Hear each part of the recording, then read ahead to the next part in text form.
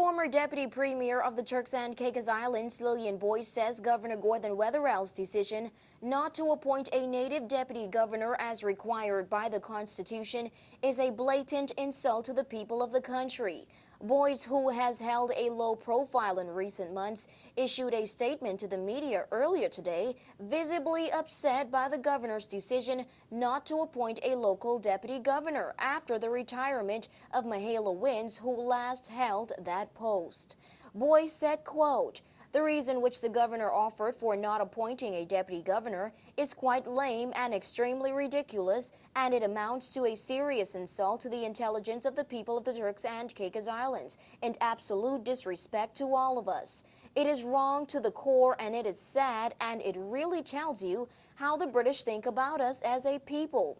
If we remain quiet about this, the British will continue to treat us Turks and Caicos Islanders as they like, with scant respect.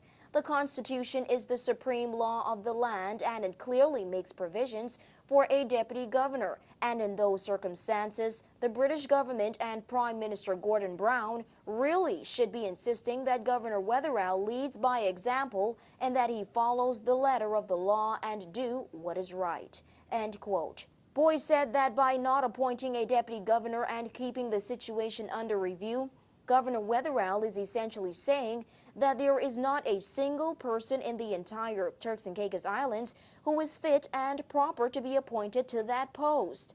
It was News 4 who first reported last week that the post of deputy governor would have been abolished by the governor for the time being. Governor Weatherall, through a press release from his office, made the announcement.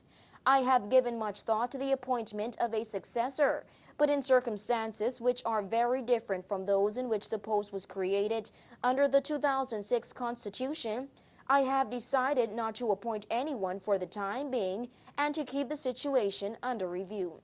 The chief executive will be able to take on the role of acting governor during any absences of mine from the islands, and the resources and advice available to me in my office have been strengthened by the appointment of a permanent secretary.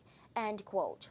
Mistress Boyce called on the church, the private sector, civic leaders, and the people of the Turks and Caicos Islands in general to speak out against this matter and about any and all injustices that are being imposed by the governor, his advisors, and his interim government. She said that since the governor took over in August, the economic situation has become worse in the Turks and Caicos Islands. Nikira John, WIV4 News.